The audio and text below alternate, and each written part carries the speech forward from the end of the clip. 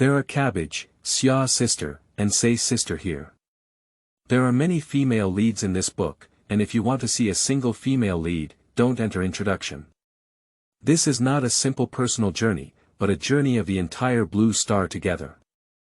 When Ye Zhi fought the Crimson Battle of the Silver Peak in the game, the gears of fate began to quietly rotate the watchful eagle in the Changpan Forest, the painstaking flamethrower in the Valley of the Flamethrower Dragon, the ninja frog chopping trees in the Carlos area.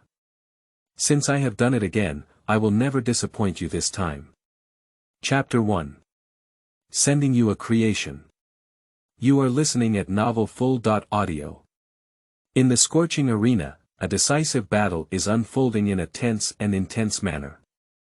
A handsome young man wearing a elf hat, a blue T-shirt symbolizing endless courage, and resilient gray jeans, his eyes resolute and fiery, as if burning with fierce fighting spirit. His name is Ye Zhi, and he is currently gripping the Z bracelet embedded with mysterious power on his left wrist. He passionately commands his loyal companion Piqiu, Piqiu, let's release that power beyond our limits together. Use 1,000,000 volts that is stronger than 100,000 volts. No, I want you to summon the unprecedented power of 1,000,000,000 volts that is higher than 1,000,000 volts, and unleash our strongest ultimate move. The ultimate Volt Thunderbolt. Pick up, Piqiu. Piqiu responded with an uplifting cry, and his yellow body instantly burst into a dazzling light, like a small sun ready to set off.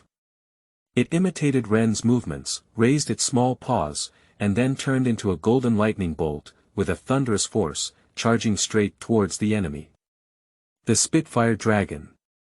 On the other side, a boy named Qihong, also wearing an elf hat, wore a fiery red robe that reflected his fiery passion and determination. A confident smile appeared at the corner of his mouth, and the Mega Evolution stone on his right wrist shimmered with a magnificent and dazzling light. The fiery eyes flickered with a desire for victory. He shouted in a powerful voice to his Spitfire Dragon, "Ha ha ha, that's great. Let's witness who the real strong are in this final blow. Spitfire Dragon, start your Mega Evolution, unleash that hidden potential, and use our final move." Dragon God diving, making our invincible determination felt in this world. A thunderous dragon roar echoed through the sky, like a thunderbolt exploding, instantly attracting everyone's attention. That is a massive and incredibly powerful black and blue flamethrower X, which appears in a dazzling light. Its scales shimmer with a deep and mysterious luster, as if condensing the power of endless stars. With its appearance, a powerful aura rushed towards us, shaking the hearts of every observer. In an instant, the Flame Dragon X transformed into a lightning-fast blue light, charging towards the small and agile Piqiu on the opposite side with a thunderous force. This heart-wrenching scene made the heart beat faster, and the tense atmosphere almost solidified into substance. Accompanied by the howling of strong winds and the shaking of the earth, the sound of explosions followed one after another. The surrounding mountains were shattered one by the aftermath of the fierce battle, dust was scattered everywhere, giant rocks flew horizontally, and the entire arena was instantly enveloped in thick smoke, as if the end had come. After a moment, the thick smoke gradually dissipated, revealing the true situation of the battlefield. Although Piqiu's figure was shaky, he still stood firm with his indomitable spiritual strength and tenacious vitality. Despite being surrounded by electric light, he remained upright and shining with the glory of a winner. And the once dominant Spitfire Dragon, after releasing its mega form, collapsed backwards like a giant star, its magnificent figure reflecting the cruelty and intensity of the battle. Ha ha ha, it's been 10 years, and we've finally won Piqiu. Xiaozhi was full of excitement as he ran onto the field and hugged Piqiu tightly. His ecstatic emotions were indescribable, and his words were full of recognition for the hard work and infinite longing for the future. Yes, time flies like a shuttle, and without realizing it, 10 years of time have quietly slipped away. Red looked at the Spitfire Dragon in her hand, which had once been powerful in all directions, but now had temporarily lost its combat ability due to exhaustion, and her heart was filled with mixed feelings. He carefully retrieved it from the Pokémon ball, as if the familiar movements were telling the story of the tumultuous years we shared. Qihong turned around and walked towards Xiaozhi, his step slightly heavy, but with a sense of perseverance and determination. When his gaze intersected with Xiaozhi's gaze, the deep gaze was intertwined with various complex emotions of nostalgia, emotion, satisfaction, and anticipation for the future, like a lake stirred by the ripples of time, sparkling with the reflection of the past. Xiaozhi met his crimson gaze and squinted his eyes slightly, as if at this moment, the hourglass of time was flowing back in his eyes. The scenes from 10 years ago flashed like movie films. The naive young man he first met, the journey of sharing storms, the growth and challenges of each other, and the passionate battles one after another. At that moment, their eyes were filled with 10 years of ups and downs and endless memories. In the year 2124 AD, it was an era where technology and natural forces intertwined. At this specific time point, the ancient Chinese capital of Yanjing was immersed in an unprecedented rainy night. In a corner of the city, an upscale villa, which stands in the depth of prosperity and reflects dignity and tranquility, is experiencing an internal storm that echoes the outside storm. The world outside the window was blurred and deep by the rain, and a vast white scene was like the blank space in ink painting, instantly transforming the earth into a boiling ocean. The strong wind and rain, with an almost barbaric force, fiercely impact everything, as if to tear apart this long silent night and awaken the world. The once proud and upright trees in the villa courtyard couldn't help but reveal their fragility in the face of this storm. Their branches and leaves trembled and rustled, as if telling the endless majesty of nature. At this moment, a purple electric light suddenly flashed across the distant sky, like a cold and ruthless judge, fiercely tearing apart the previously chaotic void and tearing open a crack in the dark sky. In an instant, the world was filled with suffocating shock and awe. The purple electric light seemed to carry some unknown information, foreshadowing impending changes or twists, adding a touch of mystery and unpredictability to this already turbulent night. The night fell low, and all the lights in the house had gone out, except for Ye Zhi's room, which was still brightly lit. His eyes were like burning flames, resolute and persistent. He tightly held the Beidou brand phone in his hand, which was equipped with the world's top technology. The flickering screen reflected the world of the popular mobile game Pokémon 2. At this moment, at the age of only 18, Ye Zhi, also known as Zhi Yi, is fully focused on the battlefield intertwined with virtual and reality, preparing to launch an attack on the ultimate challenge in the game. In the grand worldview of Pokémon 2, Ye Zhi, with his extraordinary gaming talent and tenacious spirit, has successfully cleared all 5 currently open areas, traversed barren deserts, traversed bustling cities, and climbed towering snow-capped mountains. Despite countless difficulties and obstacles, he finally arrived at the peak of the Silver Mountain, which symbolizes supreme glory and challenge. This is the 99th charge he has launched against this mysterious dungeon in just a few months, each time with the determination to burn the ship and the courage to constantly surpass himself. Standing in front of him is the most powerful presence in the game, the champion of Pokémon World. Crimson. This legendary character in the game has become the pinnacle challenge in the hearts of all players with his unparalleled strength and wisdom. At this moment, Crimson silently guarded the top of the Silver Mountain, waiting for Ye Zhi's arrival. His deep eyes seemed to conceal endless fighting will. Crimson, I, Ye Zhi, am once again on the battlefield today. Take a good look at me. Ye Zhi controlled the game character to walk towards Crimson with a bold and confident tone, and a cold smile curved around his mouth, which was the pride and determination that only showed when facing strong enemies. He knew that this battle was not only about honor, but also an exploration and breakthrough of his own limits. On the magnificent peak of the Silver Mountain, a young man dressed in fiery red clothes and with an iconic elf hat on his head was Crimson. His deep eyes sparkled with pride, and a disdainful smile was outlined at the corner of his mouth. He faced the young man Ye Zhi in front of him and slowly said, You are indeed one of the most outstanding Pokémon trainers I have ever met, but when it comes to defeating me, I'm afraid your strength still lacks some strength and you need to forge ahead. Upon hearing these words, Ye Zhi shifted his gaze away from the screen and raised his head to gaze at the legendary existence. Crimson. Although he had doubts in his heart, he did not show any signs of retreat. He just shook his head slightly and whispered, Crimson, why say so much this time? Oh, I can't handle so much. Let's go all out and challenge first. His words revealed a tenacity and determination of a newborn calf who is not afraid of tigers. 30 minutes later, the intense battle had entered a white-hot stage, and the character controlled by Ye Zhi in the game knelt wearily on the virtual battlefield, only one step away from reaching the summit. However, reality was a cruel failure, and he couldn't help but beat his chest and feet, feeling regretful. Damn it, damn it. How could this be so, just so close?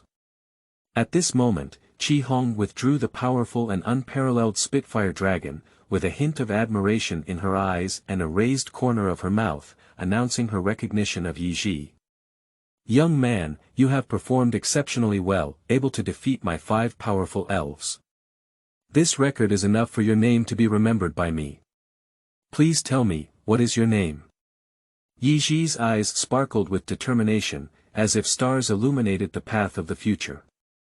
He controlled the game character to straighten his waist and respond loudly, Hey, Qi Hong, remember this name. My name is Ye Zhi, and the man who will definitely stand in front of you and truly defeat you in the future. At this moment, his belief was like a seedling emerging from the ground, indicating a great battle that was about to come. Number 34, defeat me. Not bad, I am at the top of Baiyin Mountain, a holy land intertwined with fierce winds, snow, and endless challenges, waiting for your arrival. I look forward to your true strength and tenacious determination to launch a challenge that can rewrite my destiny against me. After hearing these words, Qi Hong's face flashed with a hint of subtle surprise. He was slightly stunned, as if he had been touched by some invisible force that had stirred up the war in his heart.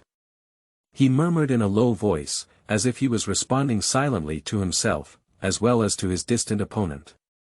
Number 34, #Oh, hey, Crimson, what are you muttering alone there? Don't think that defeating me once will make you think highly of yourself. Number 34, after a fierce collision, Ye Zhi, although slightly embarrassed, still stood up proudly from the ground. His gaze burned like a blazing fire, shining brightly towards Crimson, full of unwillingness and determination.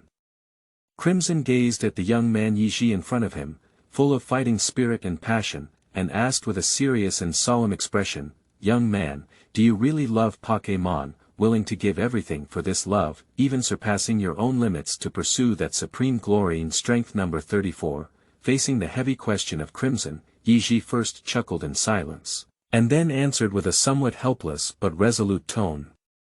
Number 34, are you asking knowingly? My love for Pokémon is deeply ingrained in my bones.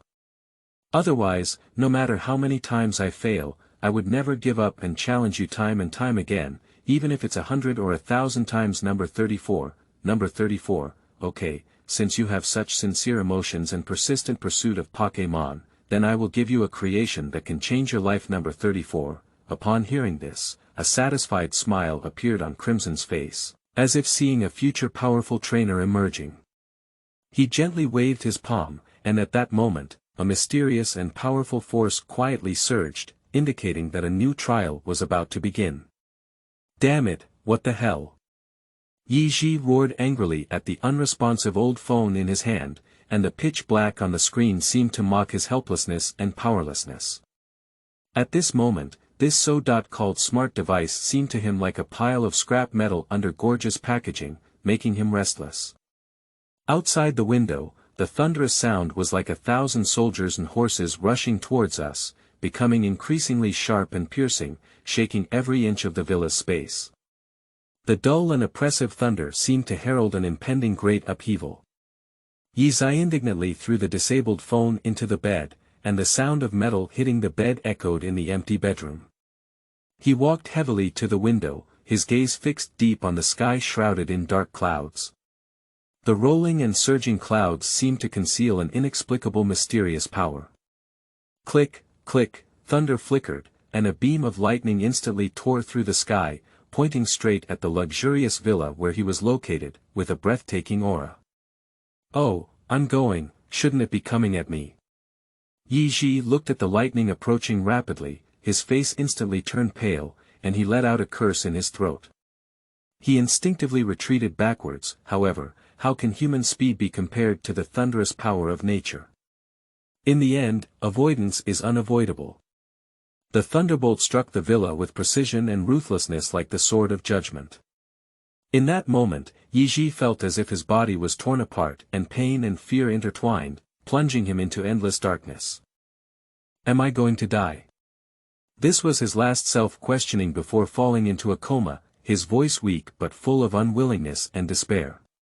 However, when Ye Zhi opened his eyes again, he found himself unharmed. He rubbed his still slightly drowsy head, looked around, and murmured in confusion, "Where is this? Aren't I dead?" With a crisp electronic sound, the sudden sound of "ding." System successfully activated echoed in Ye Zhi's mind, like a thunderbolt exploding on the calm lake of his heart, instantly awakening him from the mundane daily life. Hiss. What's the situation? System. Ye Zhi widened his wise and slightly confused eyes and muttered to himself in disbelief. After all, in modern society's cognition, system, for him, who is passionate about reading online novels, this word undoubtedly represents the existence of some mysterious force, which is like a golden finger for many travelers to counterattack and achieve great things. Perhaps. Have I really traveled? Ye Zhi frowned and stared closely at his familiar and unfamiliar surroundings, feeling a mixture of surprise and anticipation in his heart. However, the system seemed to have sensed his thoughts and responded with a mechanical and calm voice, "Ding, host, you haven't completed your journey yet, but this moment is already within reach." Upon hearing this, Ye Zhi couldn't help but be taken aback. His face was full of astonishment and he urgently asked, "Ah. What does this mean? I haven't worn the divine cat yet, but it's almost there. Please explain it to me clearly." The system answered calmly, "Ding, host. The expression of this system is its literal meaning, please understand it yourself. Specifically, after 30 minutes, the host will travel through time and space to reach a brand new world." Ye Zhi took a deep breath and tried to calm the inner turmoil, then tentatively asked, "Okay, since that's the case, could you first introduce your features to me?" The system responded quickly. This system is called the Champion System, and its ultimate goal is to build the host into the most powerful Pokémon trainer in history. During this process, the system will release random tasks from time to time. Once the host successfully completes the task, they will have the opportunity to receive rich random rewards to help the host improve their strength. As for other more advanced functions, they are currently not open. Please continue to explore and look forward to them in the future journey. In the midst of shock and astonishment, Ye Zhi widened his eyes, which were flickering with doubt and excitement, as if the reality before him was even more bizarre than any novel plot he had ever imagined. The deep surprise in his heart surged like waves, impacting his originally calm worldview. "Grass, what's the situation? I've actually traveled to the world of Pokémon. This script is not right." Ye Zhi looked at the 4 big characters that appeared in his consciousness. "Not yet open." An anger of being teased instantly burned in his chest. "What do you mean?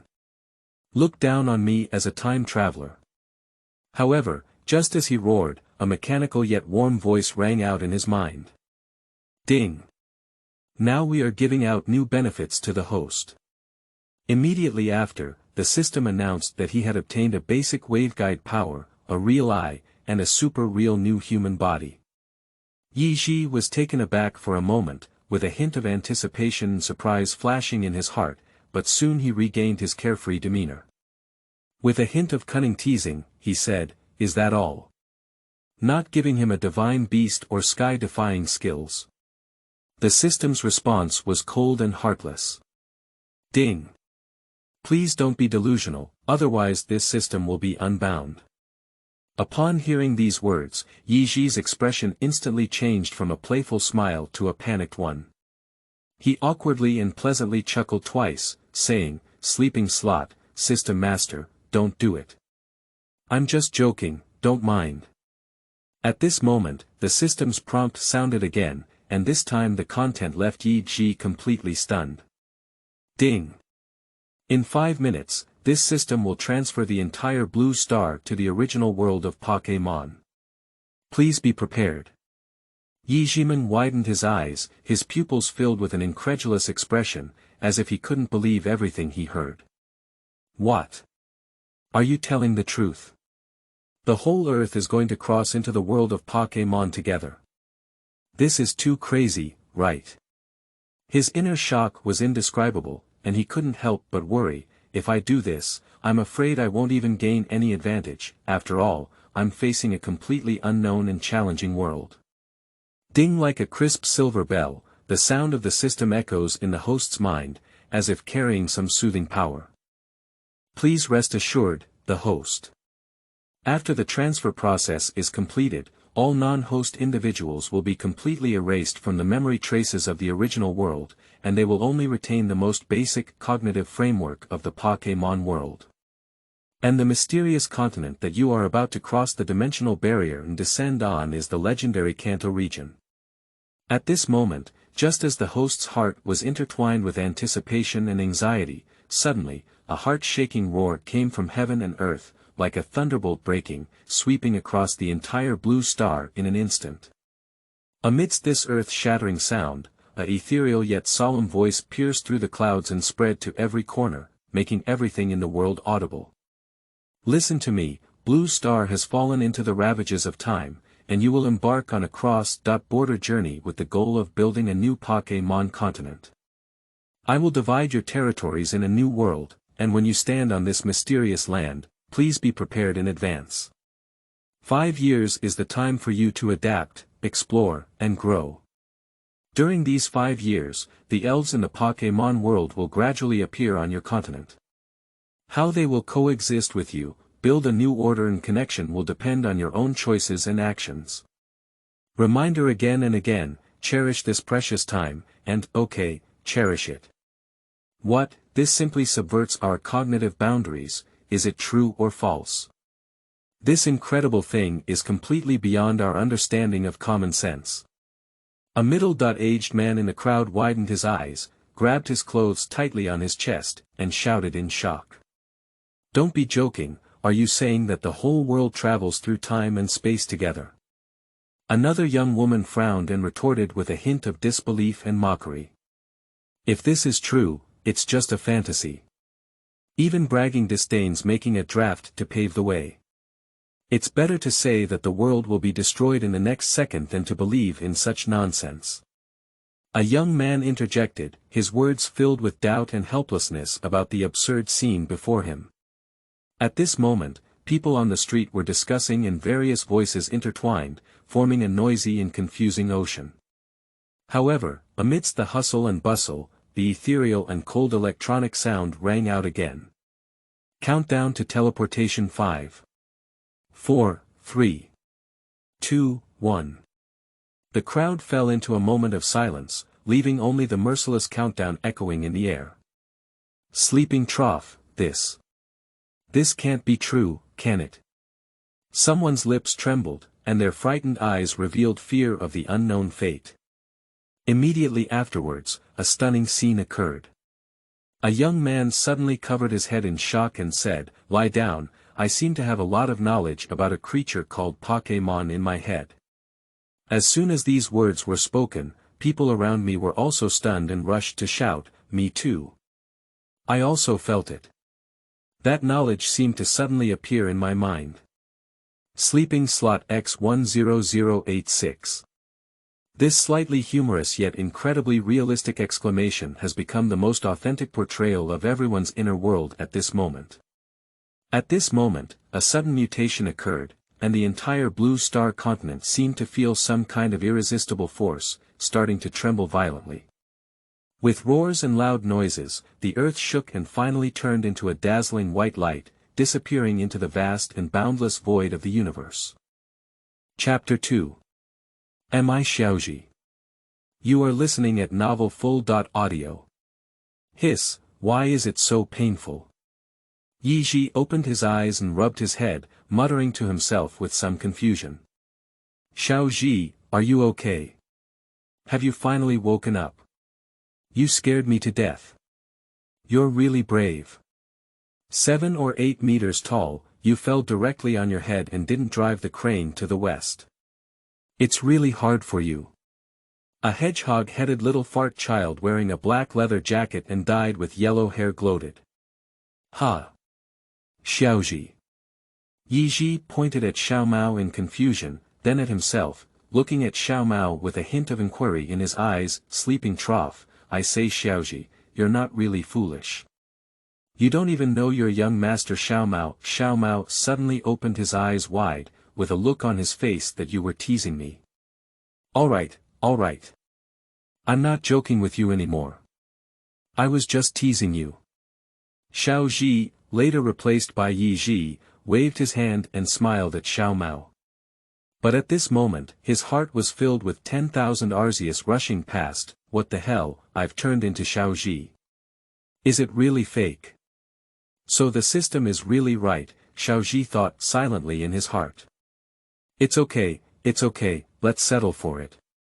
Since I've become Xiaozhi, I can't leave any regrets for my youth. Xiaozhi silently clenched his fist. Hello, I said Xiaozhi. I was just talking to you. Why didn't you respond?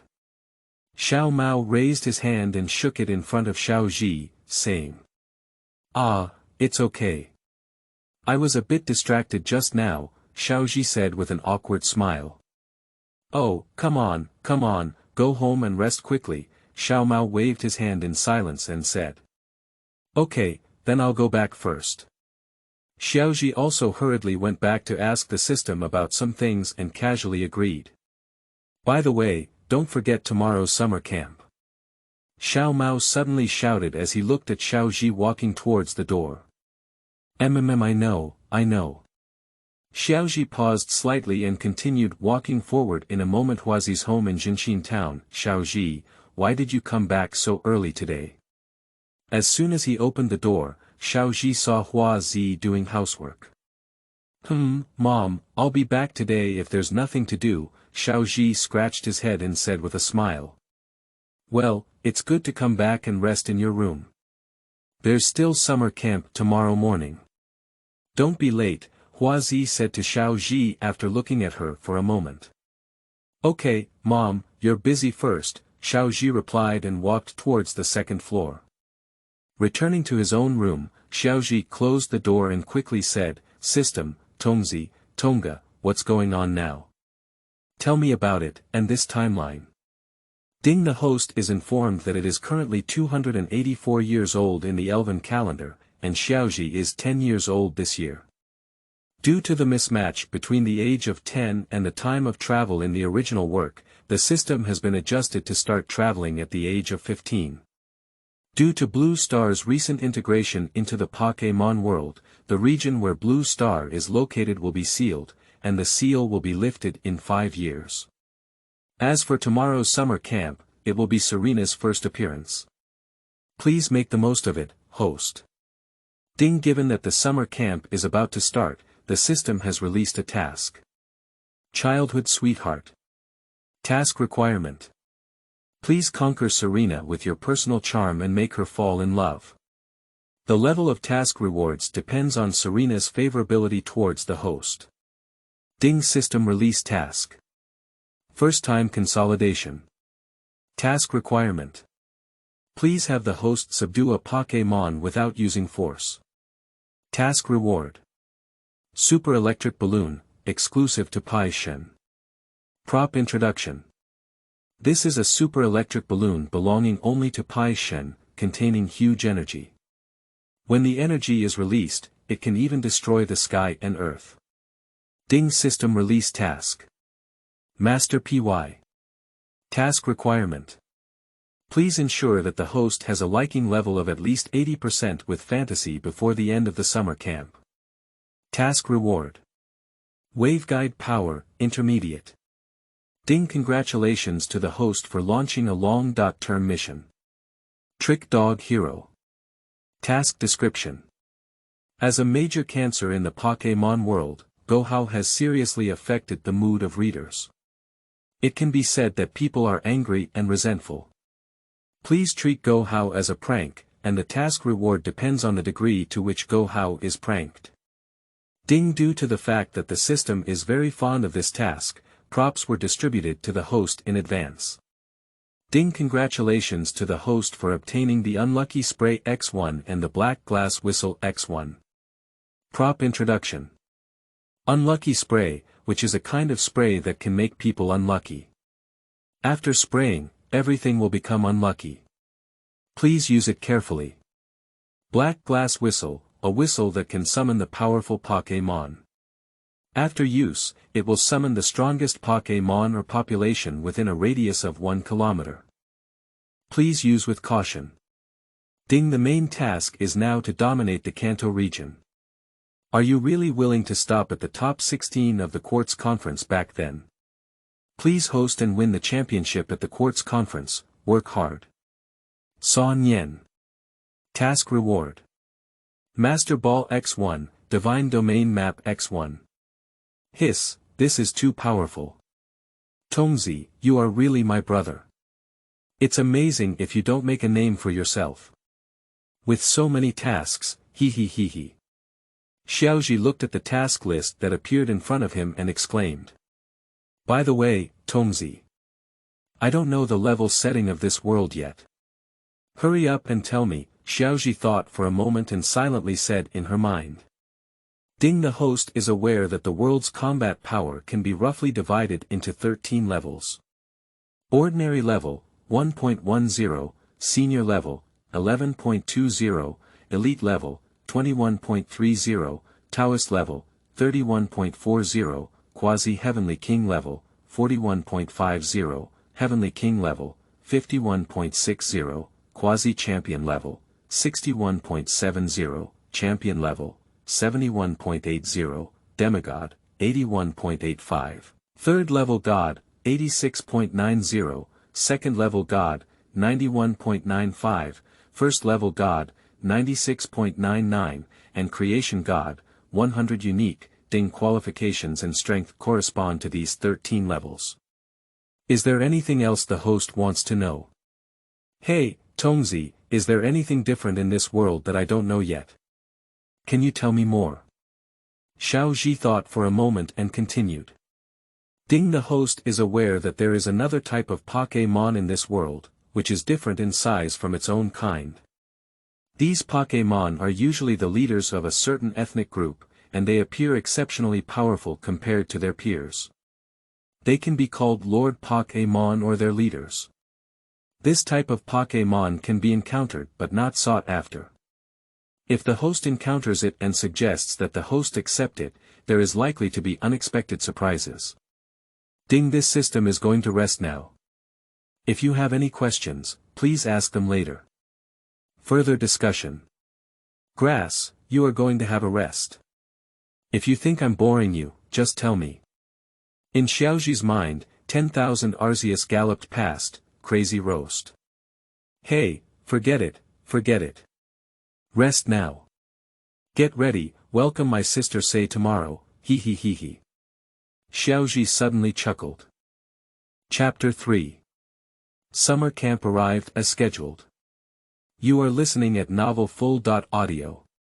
The next morning, with the first dew of dawn and the rising sun in the east, the morning breeze brushed past, bringing a hint of coolness and adding a mysterious color to this dreamy town. Xiaozhi, Xiaozhi, wake up quickly. Today is a summer camp, hurry up and gather at the Daimu Research Institute, don't be late. Xiaozhi was awakened by a gentle cry while sleeping. Xiaozhi rubbed his head and got up from his familiar little bed. Okay, Mom. I'll be right down. Xiaozhi smiled slightly as she listened to Hua Zi's gentle voice. Open the system panel. With a silent murmur in his heart, a familiar blue panel appeared in front of Xiaozhi. Name: Xiaozhi. Age: 10 years old. Props: Moldy Luck Potion X1, Black Glass Whistle X1. Skills: Super New Human Body Mass, True Eye, Waveguide Power, Intermediate. Task List: 1. Childhood Sweetheart. 2. Trick the Dog Tycoon. 3. Master Py. 4. First Time Consolidation. 5. Dominate the Kanto region. I didn't expect there to be so many tasks in just one day. Xiaozhi patted his slightly flushed cheeks and murmured. Forget it, look at the time. It's almost time to start. Xiaozhi shook his head, forcibly suppressing his restless inner self, put on his clothes, and walked downstairs. Walked to the staircase and looked at the familiar self in the mirror. A classic elf hat, black T-shirt, crimson coat, and light blue jeans, a handsome young man appeared in the mirror. Alright, don't be so beautiful. Come over and have a meal now. I made your favorite fruit salad today. Huazi looked at Xiaozhi standing at the staircase and playing handsome in front of the mirror, helplessly supporting her forehead with a smile. MMO, ***, oh nice, the dishes made with hemp are indeed the best and second best, Xiaozhi said vaguely as he stuffed the last bite of food into his mouth. You're the only one with a poor mouth. Alright, after finishing, hurry up and leave. Don't make everyone wait any longer. Rubbing Xiaozhi's head, Huazi smiled contentedly and said. Okay, then I'll leave first, Mom. After bidding farewell to Huazi, Xiaozhi hummed a tune and ran happily towards the Daimu Research Institute. Good morning, Doctor. Xiaozhi shouted loudly as he pushed open the door of the Research Institute. Oh, come on. I'm not deaf yet, there's no need to shout so loudly. An old man with gray hair and a kind face rubbed his ears, rolled his eyes slightly, and said to Xiaozhi. Ah haha, I'm afraid you won't hear me, right? Xiaozhi awkwardly smiled and said. Alright, hurry up, everyone is waiting for you. We should go now. Dr. Daiki pointed to dozens of children from all over the country not far away and said. Among those children, there are several very prominent ones, and one of them is naturally our young master Xiao Mao. There is also a young man dressed in gray clothes with a pitch-black face. Of course, there is also a little girl wearing a straw hat with linen hair. Hey, Xiaozhi, I said what you're looking at. Let me be healthy. Xiao Mao approached and hugged Xiaozhi, following her gaze and looking over. Wow. Not bad. You probably have a crush on that little girl, right? You don't need me to help you connect and build a bridge. Xiao Mao looked at the little girl and raised an eyebrow, then chuckled and looked at Xiaozhi, shouting loudly, oh, come on, come on. It's time to go, you're the only one who talks a lot. Xiaozhi instantly turned a black line and knocked off Xiao Mao's hand with his backhand, awkwardly following Dr. Daimu towards the Changpan Forest. Changpan Forest is an ancient and deep forest that spans the Kanto and Chengdu regions, like a wall that forcibly separates the two regions. It is known for its rich biodiversity, and there are over 90% of the elf species in the Kanto region in the forest. Even legendary elves exist in the forest. Dr. Oji explained to the children behind him as he walked with his team, the closer we get to the deep elves in the Changpan Forest, the stronger they become. And this time, we are going to the outermost part of the Changpan Forest. Remember not to think about playing in the depths when you are free to move around later, otherwise there will be unexpected consequences, Dr. Oki said in a focused tone. Oh, come on, old man. You're so talkative.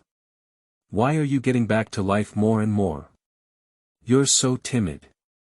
Suddenly, the dark-faced boy dug out his ear and said disdainfully. Oh, I don't know what your surname is, young man. Dr. Daimu's footsteps suddenly stopped and he turned to look at Xiaohao, squinting his eyes and saying. Humph, let me tell you, my surname is Go Mingho and I'm called Go Hao. Don't think that as you get older, I'm afraid of you. Go Hao, who had been staring at Dr. Daimu for a long time and was slightly scared, still stubbornly said. Humph kid, remember what you said. Dr. Daimu gave Guheo a cold glance and immediately stopped paying attention to him. Damn it, this kid is so brave. He doesn't even pay attention to my grandfather. Xiao Mao and Xiaozhi sat on the trunk of a big tree, looking at the sky's leader. My second son, Guheo, looked surprised and said. Who said no? You know the old man was the first-generation champion of Kanto back then. Xiaozhi looked at Guheo not far away and said with a hint of emotion. Hey Xiao Mao, do you think we should go clean him up? Xiaozhi's eyes flickered and he smiled mischievously at Xiao Mao. Oh, that's exactly what you mean. I wonder if you have any insights. Xiao Mao and Xiaozhi exchanged a glance and chuckled. Let's do this first, then this, and finally this. Xiaozhi whispered his plan in Xiao Mao's ear. Gudong, the sound of swallowing saliva came over. This isn't good, is it?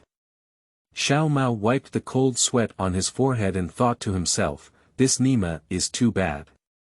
But his restless gaze betrayed him. Give me a quick word, do it or not, don't act like a girl, Xiaozhi said, kicking Xiao Mao hard as he looked at his expression of wanting to greet and refusing. Mad, do it, I'm afraid of a bird. Xiao Mao's proud and coquettish temper surged up in his bones when Xiaozhi was so excited. Hee, Guheo, look at this time I'm not playing with you to death. This is not what I thought, but what readers think. Don't blame me. Xiaozhi chuckled inwardly and murmured. Xiaozhi, what are you laughing at? Look at him sneaking away. Our opportunity is here, keep up. Xiao Mao shook Xiaozhi and hurriedly urged. As we walk, let's keep up. We can't let him run away, hee. Xiaozhi quickly got up and took a few leaps before chasing after Guheo. Damn it, wait for me. Xiao Mao rolled his eyes and chased after Guheo. Chapter 4. Conquering Piqiu. You are listening at novelfull.audio. Xiaozhi's figure, like an agile cheetah, instantly disappeared from Xiao Mao's sight without a trace. Number 34, TSK, this kid. Xiao Mao helplessly raised his eyes and rolled a big white eye towards the direction that had long disappeared.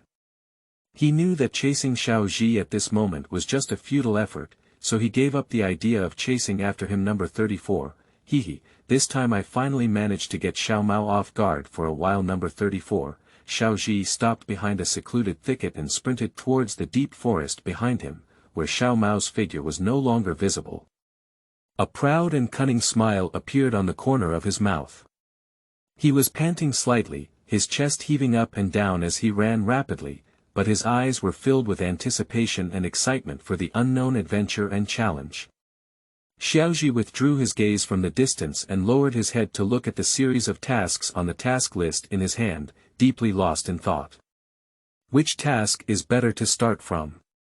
Okay, since the threads of fate intertwine us, let me first search for the little one dancing with the power of the waveguide. Piqiu. Ye Zhi took a deep breath, his eyes firm and calm. He closed his eyes tightly, clasped his hands together, and whispered an ancient spell in his mouth. The power of the waveguide is in my heart, guiding me forward. The waveguide sensor has locked the target. Xiaozhi smiled slightly, and his words fell. His figure turned to the left like a gust of wind, rushing towards the unknown direction. 1 kilometer away from him, a clever and lively Piqiu was holding a strange blue-orange with a mysterious blue light flashing in his hand, jumping up and down among the lush trees, desperately fleeing. Behind him, a group of angry hornets were relentlessly chasing after their territory being invaded, their sharp buzzing piercing through the tranquility of the forest. A heart-wrenching scene suddenly occurred, and Piqiu, in a state of panic, stepped into the air and fell straight down from a tall branch.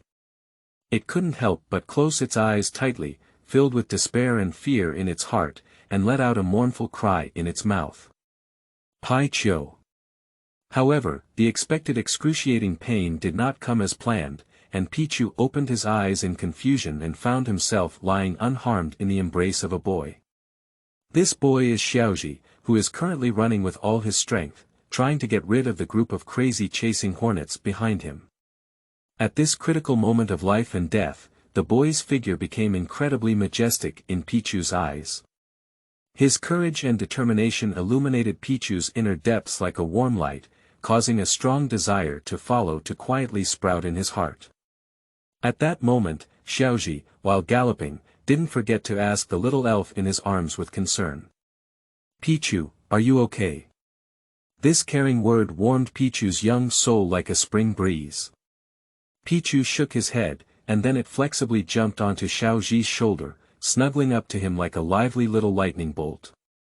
Xiaozhi, with his keen intuition, caught a strange aura lurking ahead during his sprint. A sneaky figure appeared and disappeared in the dark, looking around, trying to avoid his sharp gaze. At this moment, a subtle curve curved at the corner of Xiaozhi's mouth. He quietly opened the system backpack and aimed at one of the items called unlucky cards. With a gentle touch of Xiaozhi's finger, the unlucky card instantly transformed into a brilliant brilliance, like a shooting star cutting through the night sky, flying towards the target. Guheo with unparalleled precision. Xiaozhi whispered, "Dog, it depends on your performance this time, Piqiu. Stay down and don't make a sound." As soon as he finished speaking, he quickly pounced like a cheetah towards the dense grass on the side. At the same time, about 100 meters away from Xiaozhi's hiding place, Guheo suddenly sneezed without warning, disturbing the tranquility around him. "Oh, which guy is muttering about me behind my back? Hee, it seems that something good is about to happen. Maybe fantasy will come knocking on my door and make friends with me." Guheo immersed himself in his dream and even couldn't help but laugh out a pig's cry. However, this pleasure did not last long. Buzz buzz, a sudden sound of a large wasp flapping its wings broke the tranquility of the night. Guheo forcefully turned around and was shocked to find a group of bright-eyed and angry hornets staring at him. They approached like dark clouds blocking the sun, their eyes round and angry, rubbing against the sharp poisonous needles, clearly showing great hostility towards his appearance. Faced with this sudden crisis, Guheo tried to calm down and pretended to be tough, shouting, "Oh, I'm going, what's going on? Where are the bees coming from? Go, don't block the master's dream path, I don't have time to entangle with you." However, his inner tension and unease quietly revealed through his pretended relaxed tone. After speaking, Guheo turned around nonchalantly, his arrogant attitude seeming to be a provocation to the hornet. However, just as he took a few steps, a strong murderous aura suddenly struck, and angry hornets rushed towards him like arrows leaving their strings. Their twinkling cold needles suddenly aimed at Guheo's backyard. The mournful scream instantly pierced through the peaceful night sky, echoing in the forest like a ghost's howl. This sound made Xiaozhi, under the shade of a tree in the distance, unable to help but take a breath. Despite the ups and downs in his heart, his face remained calm and only quietly wiped away the cold sweat oozing from his forehead. Then, he took a deep breath, with a meaningful smile outlined at the corner of his mouth, and walked firmly in the opposite direction to Guheo. The pace gradually accelerated, and the angle of Ye Zhi's mouth also increased. He whispered to himself in his heart, "Guheo, this is just a small lesson. I haven't forgotten the many magical treasures you stole from me in those years, especially the powerful flame rabbit. The good part is still to come." Xiaozhi looked up at Piqiu on his shoulder while sprinting and expressed his grand wish. "Piqiu, would you be willing to embark on this adventure with me, appreciate the magnificent scenery of this world, work together, and become a world-renowned master of magical treasures, challenge your limits, and win the throne of the strongest in this world?" Upon hearing these words, Piqiu's already agile eyes instantly shone with brilliance. Its small head pounded like garlic, and it responded with excitement and determination. Piqiu. This firm contract was quietly concluded under the moonlight, and a journey of growth, friendship, and dreams began.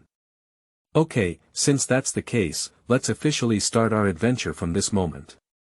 Ye Zhi's words were firm and full of anticipation, as he tightly grasped the dazzling luxury ball in his hand, as if it was not just a magical treasure ball, but a determination that carried his countless dreams and challenges. Number 34, Piqiu number 34, as soon as Ye Zhi finished speaking, Piqiu's reaction was agile. He cleverly leveraged Xiaozhi's shoulder and unleashed a powerful iron tail attack, accurately hitting the switch in the center of the luxury ball. Accompanied by a crisp and pleasant ding sound, the luxurious ball perfectly incorporated Piqiu into it, declaring a successful victory of tacit cooperation. Ye Zhi quickly walked forward, happily picking up the luxurious ball that had just landed, carefully opening it and releasing the newly subdued Piqiu. With a proud smile on his face, he announced loudly, "Okay, I finally have Piqiu." Upon hearing these words, Piqiu also displayed his unique way of celebrating. He stood up, crossed his waist with both hands, raised his head and chest high, and posed in a dramatic middle and second position. He responded to Ye Zhi with a cry of Piqiu, as if saying, "I also look forward to the day when we fight side by side." At this moment, in the grass not far from them, a kitten-like Pokémon with a soft long tail and pink fur is quietly observing everything. This mysterious Pokémon flickered with curious eyes, watching the passionate and sincere emotional exchange between Ye Zhi and Piqiu. It couldn't help but emit a silver bell-like laughter. He, and then followed Xiaozhi's departure direction. Chapter 5. Guy Liuzi Fantasy.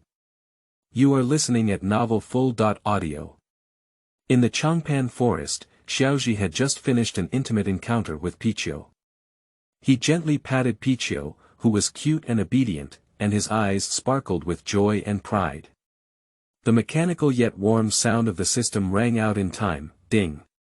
Congratulations to the host for successfully subduing Piqiu and completing the mission. The initial bond, you will receive a reward of super electric beads. Brushing a golden bead, it suddenly appeared in Xiaozhi's hand. Piqiu curiously looked at the golden pearl that appeared in Xiaozhi's hand out of thin air and had a great attraction to him. "Hey, Piqiu. This is a gift for you." Xiaozhi smiled and touched Piqiu's little head, doting on him.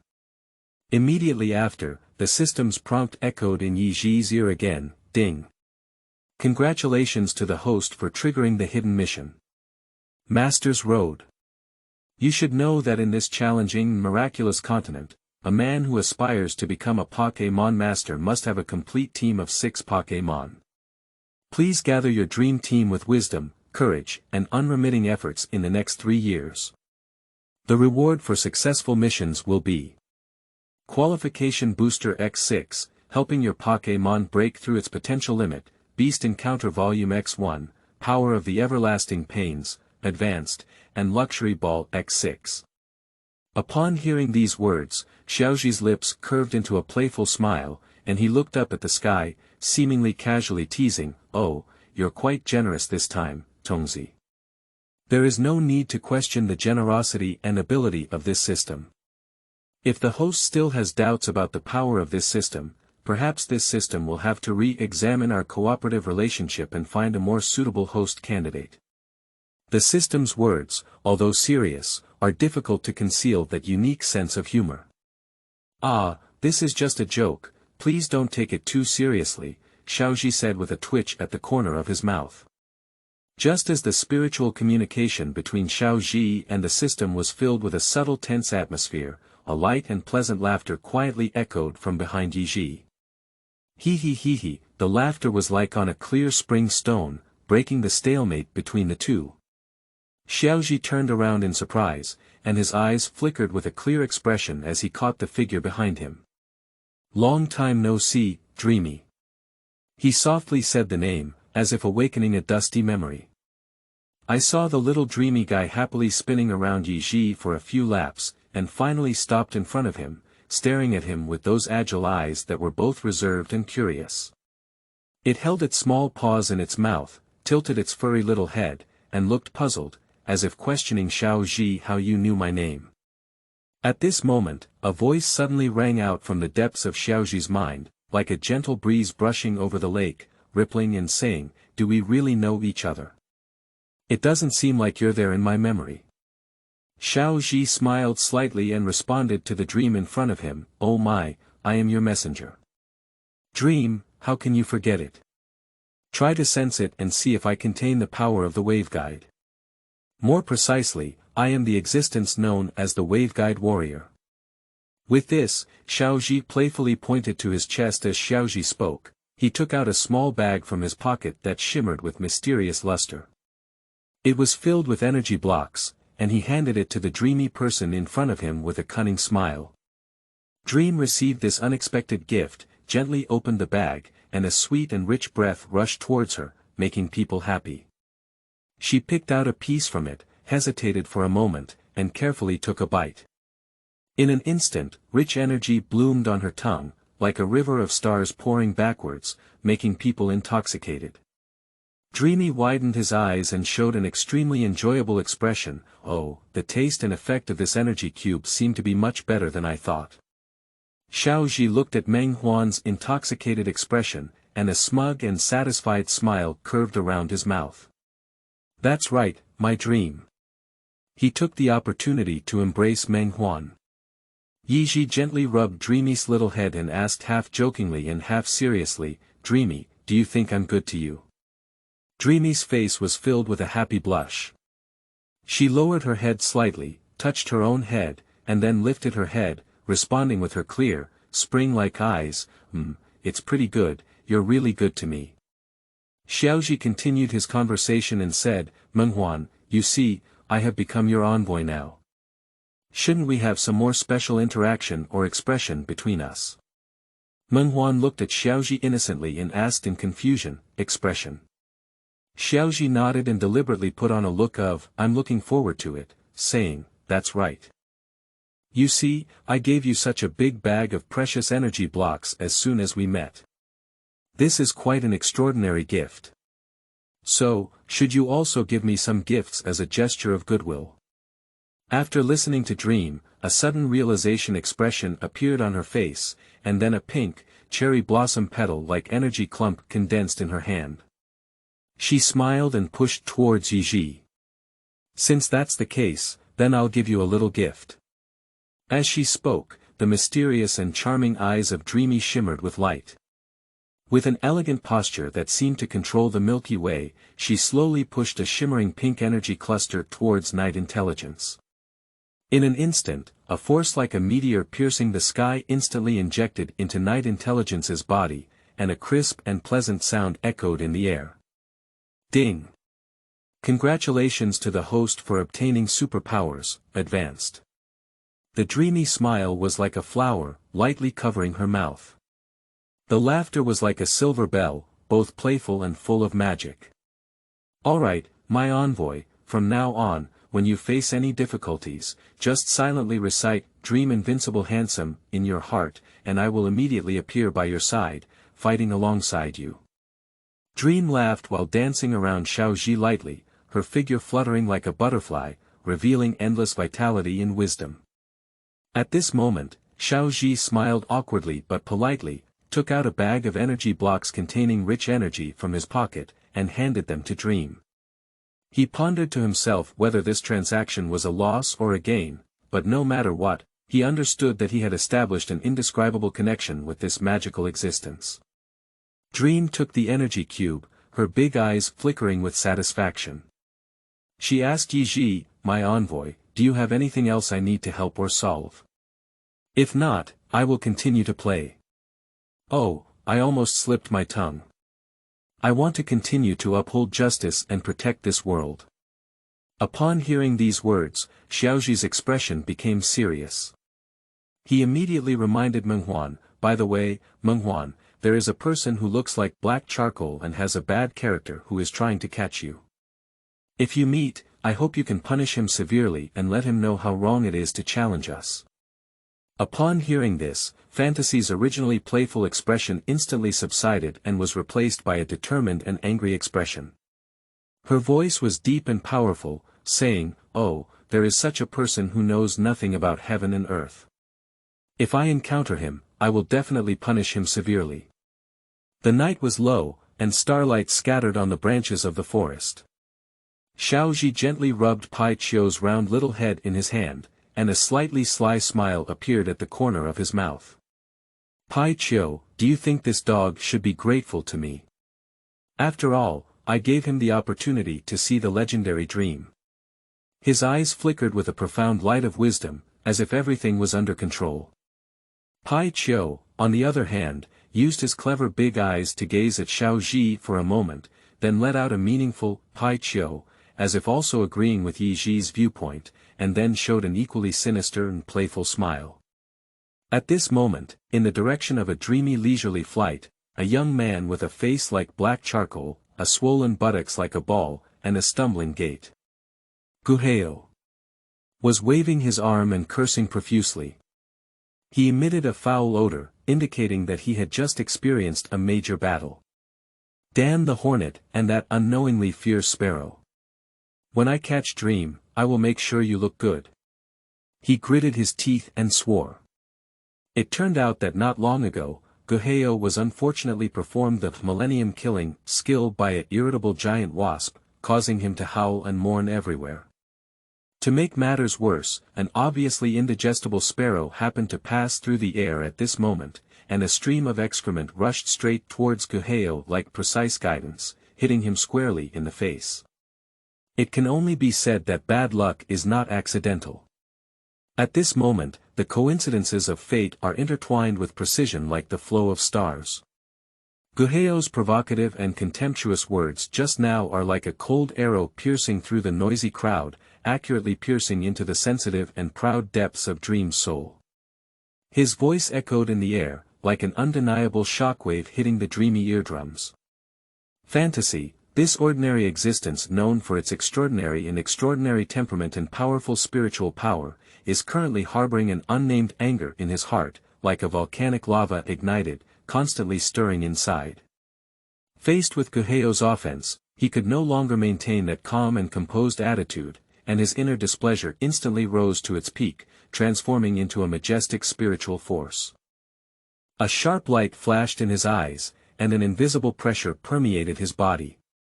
Following this suppressed breath to the extreme, a powerful spiritual attack was suddenly released from his dream. The power, like the dawn sun, tore through the darkness and in an instant, struck the unsuspecting dog with a thunderous force. This blow not only vented the anger in Dream's heart, but also demonstrated his strength and dignity, allowing no one to desecrate or infringe upon him. When the powerful spiritual impact dissipated invisibly, the dreamy mood also received unprecedented comfort and release.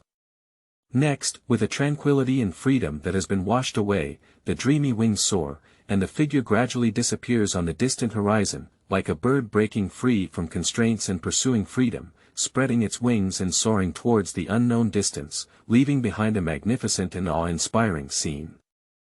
Chapter 6. My name is Salina. You are listening at novelfull.audio. In the quiet and slightly gloomy forest, a heart-wrenching howl suddenly rang out.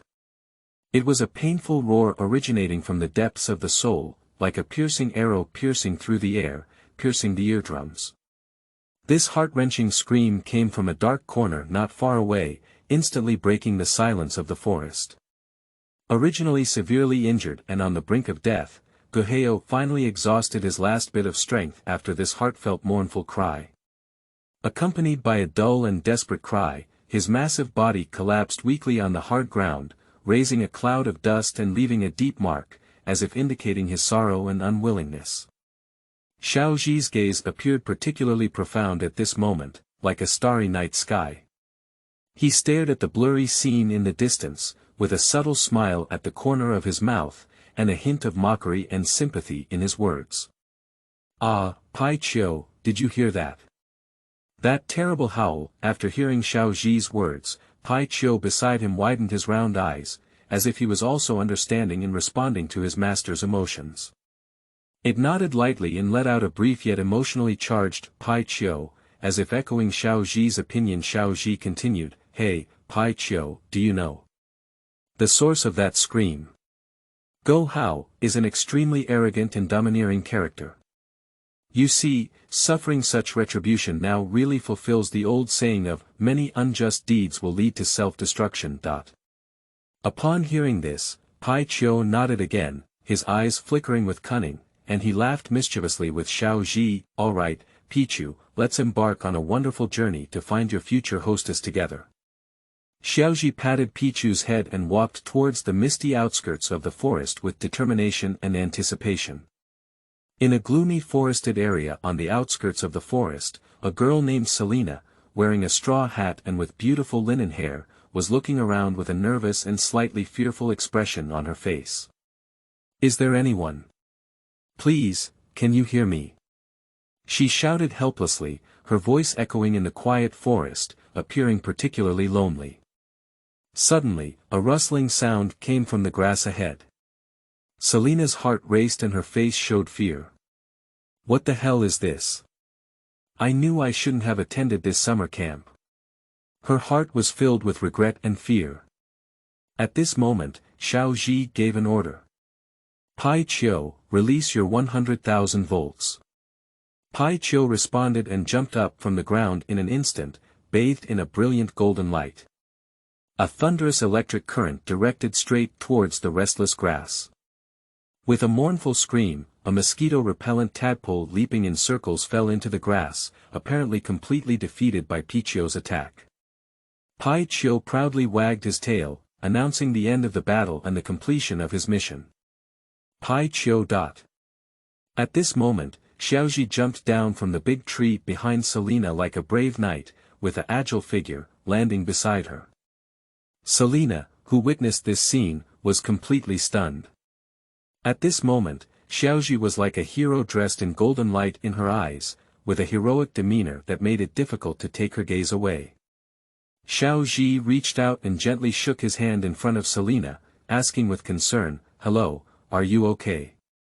Seeing Salina still standing still, he asked again, "Are you okay?" "Ah, it's okay, I'm okay." Salina replied with a blush on her face. "Hello, I am Ye Zhi from Jinshin town. Zhi represents my wisdom and determination to explore the unknown. My friends like to affectionately call me Xiaozhi. At this moment of first meeting, you can also call me that. What about you?" "My name is Salina, from Chaoxiang town in the Carlos region."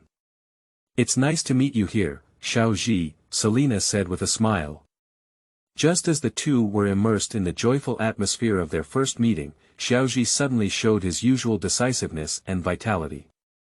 He grabbed Salina's fair and snowy palm and rushed towards the edge of the forest without hesitation. As they ran, Xiaozhi's sharp gaze caught a strange sight in the sky. A plump magical treasure was tightly grasping a dark and tense-looking young man, flying rapidly towards the edge of the forest. Upon seeing this scene, Xiaozhi's lips slightly curved upwards, revealing an imperceptible smile, as if predicting what was about to happen. Upon seeing this, Salina couldn't help but ask in confusion, "Xiaozhi, what are you laughing at?" Xiaozhi replied mysteriously, "It's nothing, you'll understand later when you go back." Although Salina was full of doubt upon hearing this, she could only helplessly widen her eyes. At that moment, her expression was like a little wrong daughter.in.law, lovable. After a moment, the two finally arrived at the agreed gathering place, but the scene before them surprised them slightly. The children in front formed a tight circle, and several young ladies in nurse uniforms were anxiously carrying stretchers and rushing towards the center of the circle. Xiaozhi and Salina exchanged a glance. Just as Xiaozhi and Salina were about to step forward and explore what had happened, Xiao Mao's familiar and playful figure flashed behind them. He patted Ye Zhi's shoulder and said with a teasing smile, "Xiaozhi, you have been walking briskly all the way." Upon hearing these words, Xiaozhi's face showed a slightly awkward smile and he gently responded, "It's okay, I just let it go naturally and quickened my pace." His eyes flickered with a subtle light at this moment. Xiaozhi's gaze accidentally swept over the girl next to Xiao Mao. She wore a refreshing and neat ponytail, with a sweet smile on her delicate face, giving people a unique youthful vitality. Xiaozhi was secretly amazed in his heart, turned to look at Xiao Mao, and joked in a meaningful tone, "Xiao Mao, you are really hidden. When did you have such a beautiful woman by your side?" After hearing this, Xiao Mao's smile became even brighter as he met Xiaozhi's 4 eyes, understanding each other and responding in unison, this is each other. The tacit understanding seemed to require no more words, and everything was in silence. Xiaozhi looked at Salina beside him, while Xiao Mao turned his gaze to the newly emerged Xiao Chun. The two of them almost simultaneously suggested, "Don't we introduce each other?" The air was filled with a relaxed and happy atmosphere, as if everything was naturally advancing. So, Xiaochun and Salina each took a generous step forward, smiling and introducing themselves. "Hello, my name is Xiaochun, and I am a friend of Xiao Mao. It's nice to meet you all." At the same time, Salina also said, "Hello, I am Salina, a friend of Xiaozhi, and I'm also glad to meet everyone."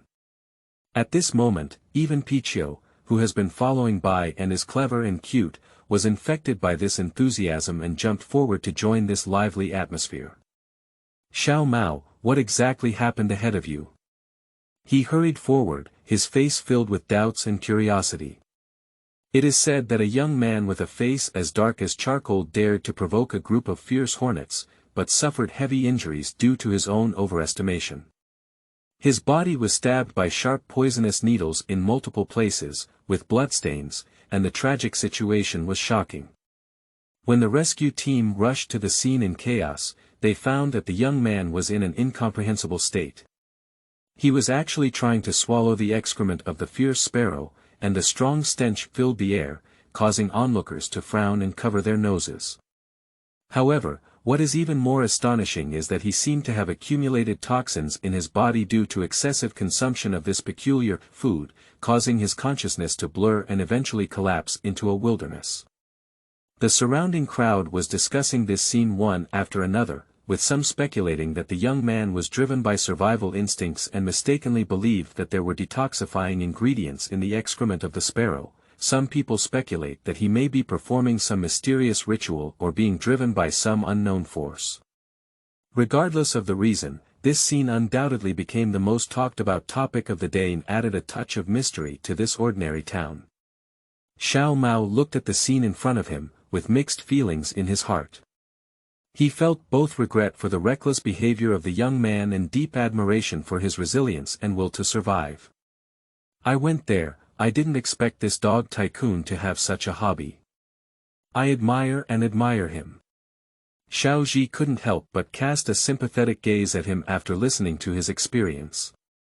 In this rapidly changing moment, Guheo struggled fiercely from his coma to wake up, alert like a fierce beast struck by lightning. He struggled to open his eyes, and what caught his eye were the curious, playful, or indifferent expressions of a group of onlookers, which ignited a raging anger in his heart. Number 34, Ah. Do you guys, who don't know where to go, dare to conspire against me while I'm asleep? Are you trying to join forces to murder me? When I break through bad luck and successfully capture dreams, I will definitely let you taste the bitter fruit of regret. Number 34, Guheo gritted his teeth and his angry emotions erupted like a volcanic eruption. However, as if it were a merciless mockery of Guheo's tragic fate by heaven, the stretcher under him was overwhelmed at a critical moment, making a piercing sound of breakage and throwing Guheo towards the hard ground. Like a prank of fate, a sharp and arrow-like stone aimed at the bullseye, accurately hitting his vital area, allowing him to experience the painful plum blossom twice, once again. At this moment, Guheo's face was as pale as paper, and he was sweating profusely. He tightly held on to his indescribable pain in his buttocks, roaring with anger and unwillingness. Even worse, due to his previous accidental ingestion of the excrement of the sparrow, his words were filled with an unbearable stench, which made everyone around him frown and cast disdainful looks. Even the gentle and charming nurse on weekdays, unable to bear it, quietly took a few steps back and tried to stay away from this foul-smelling teenager. Dr. Daiki witnessed this scene with a solemn expression, and a hint of helplessness and blame flashed in his eyes. He straightened his waist and sternly said to Guheo, "Nonsense, is it because of some kind of delusional disorder that you, as a young man, fantasize about retaliating against society all day long and even fantasizing about capturing legendary dreams? Your behavior has seriously violated the professional ethics and regulations of Pokémon trainers. I will immediately report this matter to the Junsha family and apply for the revocation of your trainer qualification certificate. Kuai Long, see off. Hold on, Kuai Long responded by mentioning Guheo. He looked at him with disgust and threw him out like garbage. Chapter 7. Black Technology. Time and Space Mobile Phone. You are listening at novelfull.audio. De co lois ara trong quatrin lay text. Chapter 8. The Birth of Larulas. You are listening at novelfull.audio. The next morning, the morning light shone through the gaps in the curtains and into Xiaozhi's quiet and warm bedroom. At this moment, Xiaozhi was still immersed in a deep and sweet sleep. On his left side, Piqiu was also soundly asleep, with his furry little face pressed against the pillow and a crystal-clear saliva hanging from the corner of his mouth. On the bedside table, a fairy egg stood quietly, but suddenly burst into a mysterious blue light, shining like a shooting star in the night sky. Accompanied by a gentle yet eye-catching cracking sound, the elf egg cracked a crack. As the eggshell gradually shattered, a blue dreamlike Pokémon was born leisurely. This Pokémon has flowing blue hair like a young girl, and it is Larulas who curiously gazes at this brand new world with her bright big eyes. Larulas quickly locked her gaze on Xiaozhi, who was sleeping soundly, and eagerly called out to her master. Number 34, Lalu number 34, Larulas softly called out with her unique sweet voice, and after an instant of movement, she quietly appeared in Xiaozhi's warm embrace. She leaned against Xiaozhi's chest, gently rubbing against him, and then extended her delicate little hand, leaving a gentle touch on Xiaozhi's cheek with a hint of shyness and temptation. Piqiu, don't make a fuss. Xiaozhi's voice rang out in the middle of his sleep, although he still closed his eyes, his words revealed familiarity and indulgence towards Piqiu. Piqiu, who was lying on Xiaozhi's left side, struggled to open his sleepy eyes in a hazy state. His round eyes stared at Xiaozhi with confusion, as if wondering what incredible thing had happened. When it turned its gaze once again to the sleeping Larulas in Xiaozhi's arms, its expression became even more confused and bewildered. Suddenly, a look of suspicion appeared on Piqiu's small face, and his eyes flickered with a nervous and curious light. He eagerly grabbed Xiaozhi's clothes and continuously let out the sound of Piqiu Piqiu, which was full of alert and anxious emotions, clearly wanting to awaken Xiaozhi, who was still hovering on the edge of the dream. Xiaozhi was disturbed by the urgent call, and he blurred his eyes as his consciousness gradually returned to reality from the hazy drowsiness. He lowered his head and saw that Larulas in his arms was still sleeping peacefully, while Piqiu beside him was earnestly tugging at the corner of his clothes, shouting its name continuously. Xiaozhi rubbed his sleepy eyes and felt a wave of surprise in his heart. Oh, Larulas! Did you say that the eggs that were incubated last night have been successfully hatched? His face instantly showed a mixture of surprise and joy. Hello, Larulas. He warmly greeted him, I'm glad we met at this special moment. I hope we can fight side by side in the future. Larulas responded to Xiaozhi's enthusiasm and let out a cheerful voice of Laulu. Its petite body gently brushed against Xiaozhi's cheek, conveying endless intimacy and dependence. At the same time, a crisp and pleasant electronic sound echoed in the air, ding. Congratulations to the host for obtaining the second Pokémon. Hidden task. Master's road completion rate, 2/6, please continue to work hard. Xiaozhi's gaze gently turned to the two Pokémon beside him.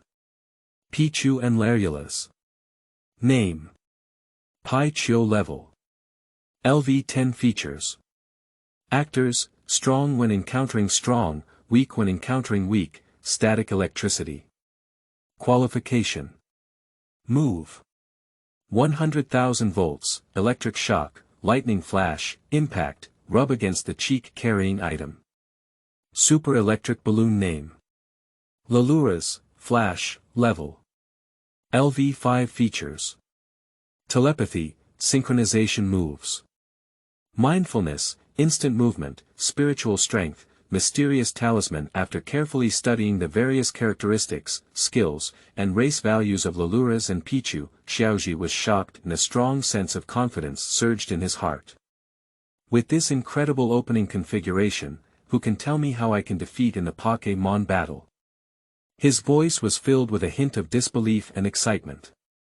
Xiaozhi, what are you shouting and screaming about there? It's early in the morning, and you're already so energetic before the sun hits your butt. Huazi rubbed her sleepy eyes and looked at her son with a helpless and slightly spoiled expression on her face. However, when her gaze touched Piqiu and her new partner Larulas by Xiaozhi's side, her expression instantly changed from being unattainable to warm like spring. She gently bent down and greeted her warmly, "Good morning, lovely Piqiu, hello, sweet Larulas." In response, Piqiu's cheerful Piqiu sound and Larulas' pleasant Larulas sound intertwined like harmonious movements. Upon seeing this scene, Xiaozhi couldn't help but laugh and cry, muttering to himself, "It seems that my position at home has been shaken by these two little guys. I'm afraid I didn't pick it up." Although this sentence was not spoken, Xiaozhi's expression had already revealed this doubt and self-teasing. "What are you saying, Xiaozhi?" Huazi noticed Xiaozhi's subtle emotional changes and asked with concern. "Ah, it's okay, Mom. I'm just thinking about today's training plan." Xiaozhi quickly changed the topic, with an awkward smile on his face, trying to conceal his self-talk earlier. "Alright, all three of you come down and prepare to eat. Today we have your favorite elf nutrition meal." Huazi kindly greeted. As soon as the words fell, a burst of cheers erupted. "Good. Piqiu, Lalu. Xiaozhi, Piqiu, and Lalu Lalu Lalu La Lalu La Lalu La Lalu La Lalu Lalu La Lalu La Lalu La Lalu La Lalu La La Lalu La Lalu La La Lalu La Lalu La La Lalu La Lalu La Lalu Lalu Lalu Lalu Lalu Lalu Lalu Lalu Lalu Lalu Lalu Lalu Lalu Lalu Lalu Lalu. After breakfast, Xiaozhi straightened his waist and carefully took out a luxurious ball with a shiny silver edge from his pocket. His eyes were bright, and he stared at the ball in his hand. He said to Larulas beside him, "Larulas, do you want to be my magical treasure?" Larula's tender white hand gently touched the shining button embedded in the center of the luxurious ball. In an instant, the red light flashed through the night sky like a shooting star, gently enveloping Larulas and then transforming into a beam of light sucked into the luxurious ball. A crisp and pleasant sound of ding sounded, marking the perfect end of the collection process. Xiaozhi exclaimed excitedly and proudly, "I have successfully subdued Larulas." Following closely behind was Piqiu's energetic voice, Piqiu. The two of them were in perfect harmony, holding a celebration posture that was both Chinese and American, yet incredibly confident, as if announcing their victory to the world. Subsequently, without hesitation, Xiaozhi released Larulas again. She was like a brilliant star, flickering briefly in the sky before landing steadily. Faced with Larula in front of him, Xiaozhi's eyes were soft and his tone was full of responsibility and care.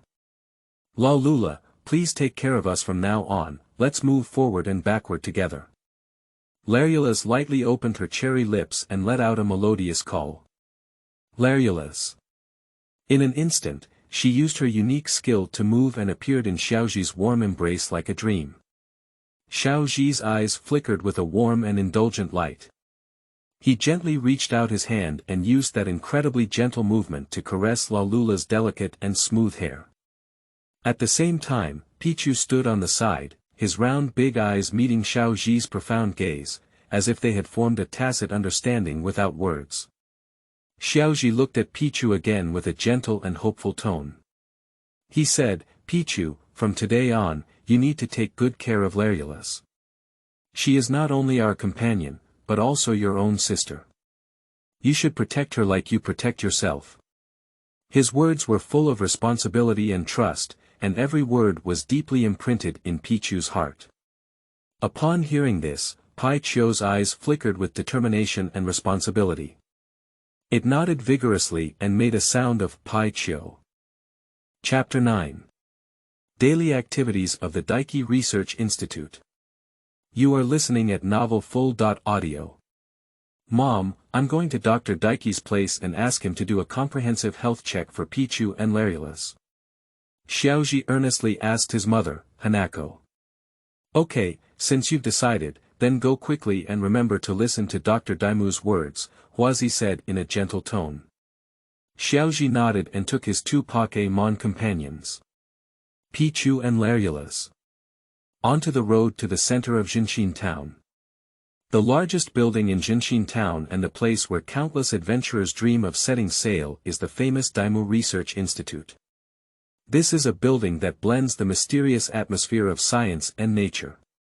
Its existence is like a lighthouse, leading countless young people who love Pokémon to explore the unknown world. When Xiaozhi pushed open the familiar door, the old man who was always full of vitality and had gray hair came into view. Dr. Oki. At the moment, he is wearing his trademark white coat, holding a bowl of steaming pickled Chinese cabbage ramen noodles in his hand, and is intoxicated, as if the world's delicious food lies in this. As he ate, he said to himself, Hey, it's really ramen noodles with pickled Chinese cabbage flavor that can best comfort the lonely mind of researchers.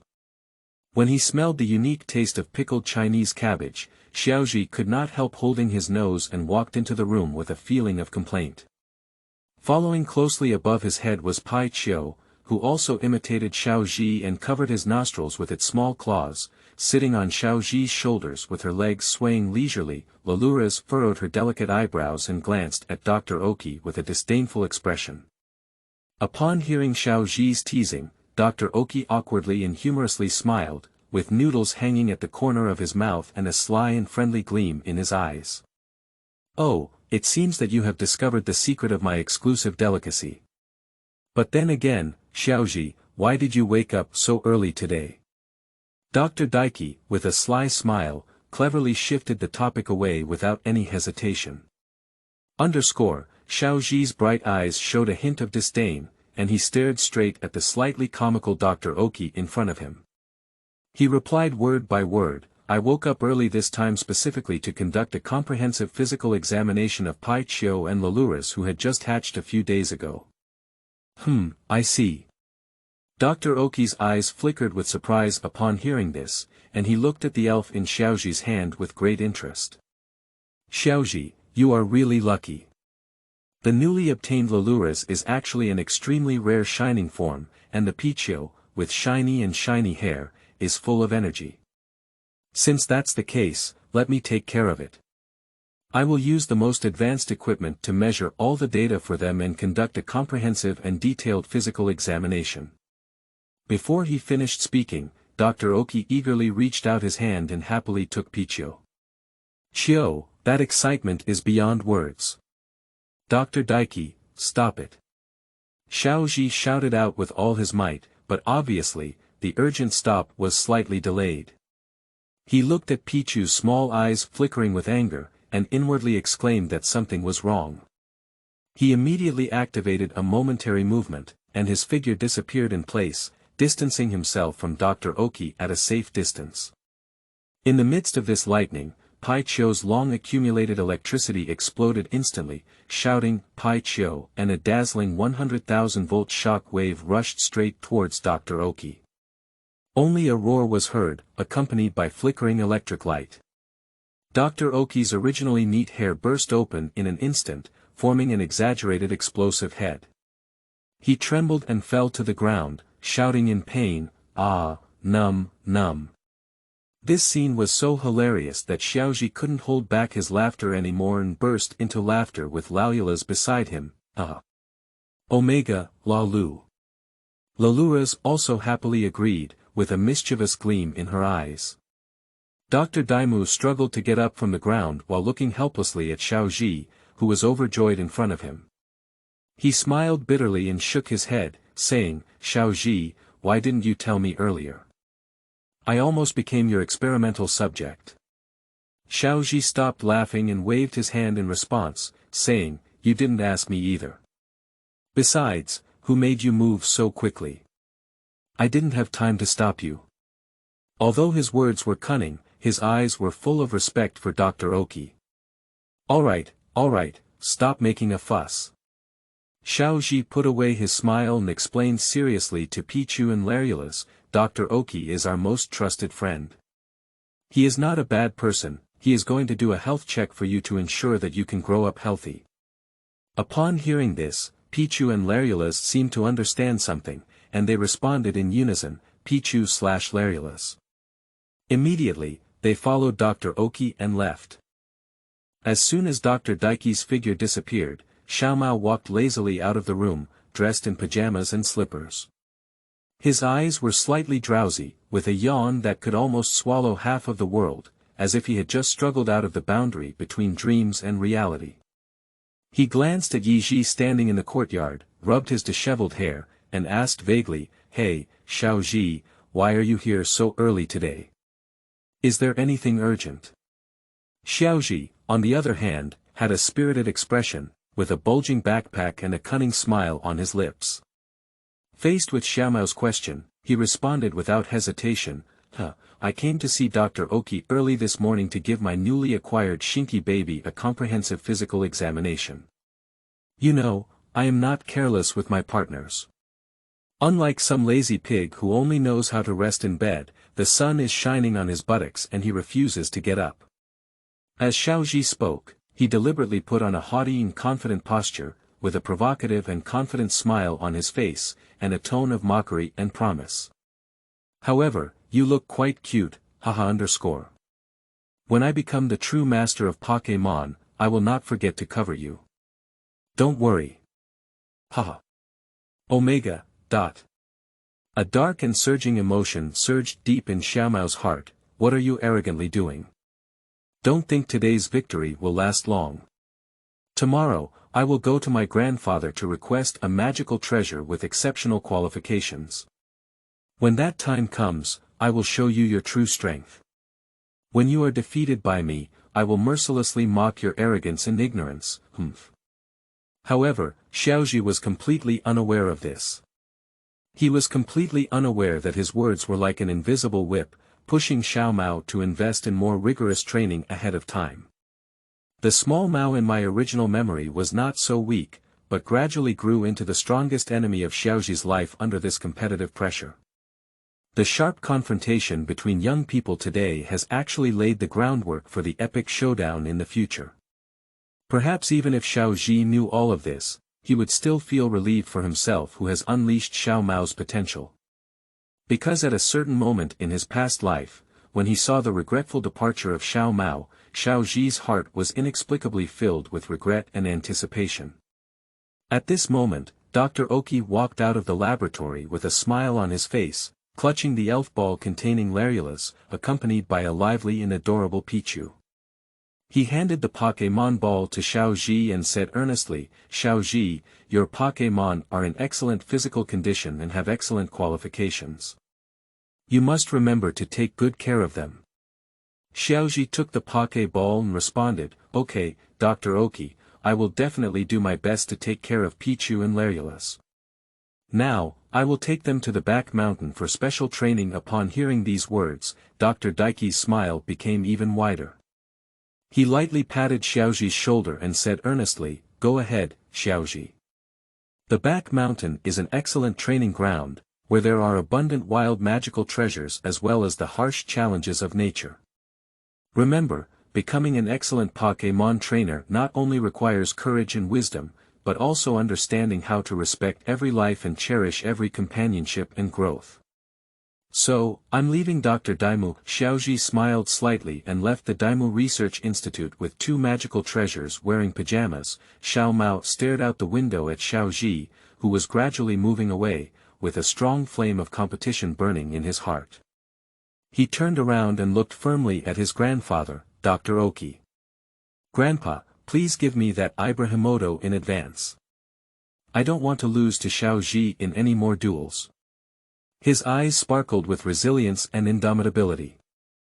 Upon hearing his grandson's words, Dr. Daiki raised his eyebrows slightly and gazed at Xiaomao with that profound gaze. Have you really figured it out, Xiaomao? He asked earnestly. Yes, Grandpa, I have made up my mind.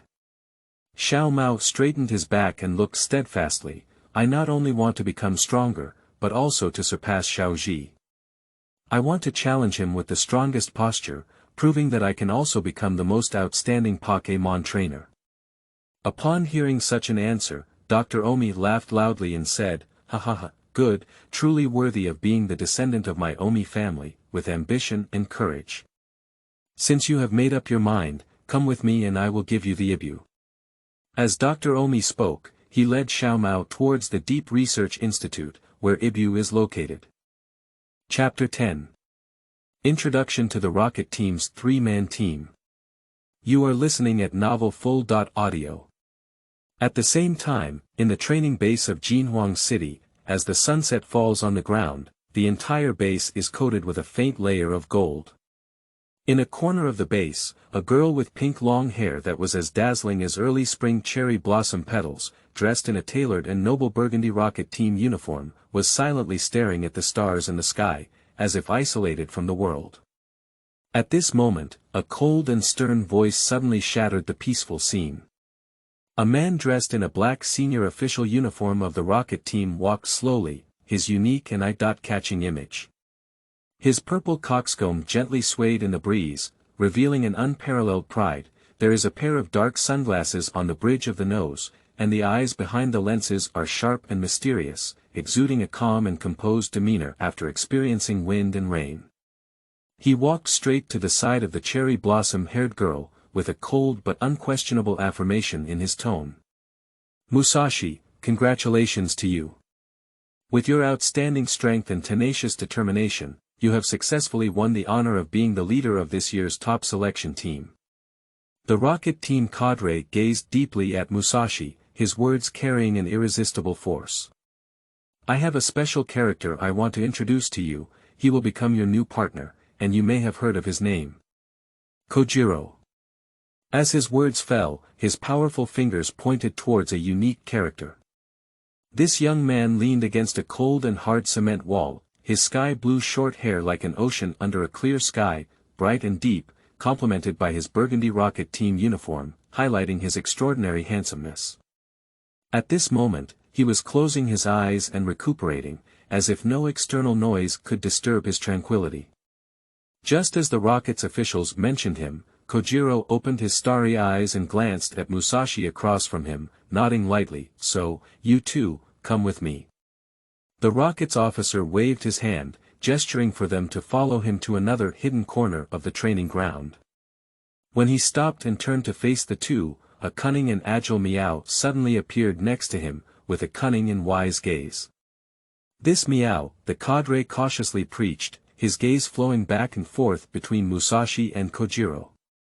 "It will form a brand new team with you to carry out the next task together." After finishing, he didn't stop too long, threw down 3 backpacks, left a meaningful smile, and his figure disappeared into the darkness. The Meow walked forward, its gaze fixed on the heavy backpacks, as if hoping to find the strength to support their progress. It carefully unbuttoned its backpack and saw only a bottle of water and a piece of bread. A hint of imperceptible concern flashed in Meow Meow's eyes, and a sense of inner turmoil and helplessness flowed under its furrowed brow. "This seems to be a training that makes people hungry," it whispered heavily. Musashi, standing beside him, maintained a cold and alert gaze. His sharp gaze swept over Meow's backpack and landed on Kojiro's slightly tired but resolute face. Her voice was as cold as a winter wind, without any emotional fluctuations. "If you know you can't bear such hardship, then give up early and don't hold us back here." Musashi's words fell to the ground, and the tense atmosphere in the air instantly froze into ice. However, faced with such a straightforward and even somewhat ruthless challenge, Kojiro did not show any signs of retreat. On the contrary, his eyes were even more resilient and unyielding. "I have said that for all the difficulties and challenges in life, I have not chosen to escape. After a long and arduous journey, crossing the muddy and perilous swamp, and enduring fear and fatigue, the Meow finally couldn't hold back its physical limits and ate up its few survival supplies. There is a hint of helplessness and fatigue in its eyes at this moment. Following closely behind, Meow Meow stood on a huge rock towering in the middle of the river, gazing at the seemingly endless rapids, and then lowered his head to look at his delicate and pure white paws. He couldn't help but mutter in a somewhat embarrassed voice, "This turbulent river water will make my paws wet through." At this moment, his adventurous companion Kojiro saw Meow's troubles and picked it up steadily. With a gentle flick, he let it land safely on his head. After successfully crossing the river, they saw a towering and steep cliff in front of them, which completely weakened the Meow Meow who had just experienced some ups and downs.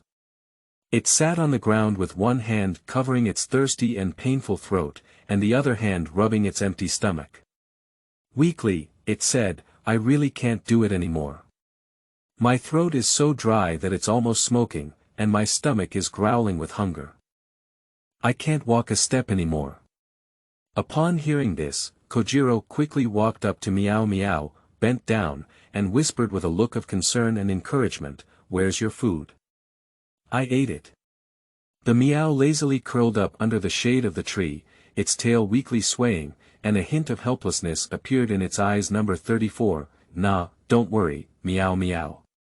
Upon hearing this, Kojiro immediately rummaged through his backpack, took out all his supplies, and handed them to Meow Meow. "Although my reserves are a bit low, your food and clothing are more important," he said. Meow Meow looked at the food and water in front of him, with a flicker of hesitation and gratitude in its eyes. It hesitated and said, "But in this way, your supplies will run out. How can I feel embarrassed to accept this?" Kojiro smiled warmly and said, all right, eat quickly. You're starving. By the way, remember to leave that bottle cap for me. I'm collecting various interesting bottle caps, which can be considered a special hobby." Upon hearing these words, Meow Meow's eyes lit up instantly. It skillfully tore open the packaging and enjoyed it in large gulps. At this moment, Musashi, who was struggling to climb halfway up the mountain, caught a glimpse of this scene. She gasped for breath, blushed slightly, and solemnly reminded, Meow, don't trouble others just because you're greedy." The curtain of the night fell as scheduled, with the moon like water and stars dotted. In this quiet and deep night sky, the three of them lit a raging bonfire in the wilderness, with flames jumping and reflecting their resolute faces. Musashi, Kojiro, and the little cat named Meow Meow each found a comfortable spot and gathered around a campfire, preparing to spend this long night. Musashi's gaze calmly swept over the supplies package in his arms, which contained the precious food they had left behind. She once again turned her gaze to Xiaozhi and Meow Meow, who were curled up on the side with hunger, and let out a soft sigh with mixed feelings in her heart. She suppressed the hunger in her stomach and decisively tore the bread into 3 equal parts. Firstly, she gritted her teeth and ate her own half. Although the portion was meager, she understood that it was necessary for survival. Then, she handed one of them to Meow Meow next to her. Meow Meow took the hard-earned gift and said with a hint of embarrassment, "Oh, how sorry about that." Upon hearing this, Musashi smiled slightly and looked at Meow Meow with encouraging eyes, saying, "Let's eat together. This is a symbol of our team spirit and a proof of our mutual support in facing difficulties." After speaking, she handed the last piece of bread to little Jiro sitting on the other side. Upon hearing this, Kojiro sat up with a calm yet determined smile on his face. He took the bread, his eyes flickering with an indomitable light, and slowly responded, I won't waste this bread. We'll walk out of this wilderness together and complete this mission.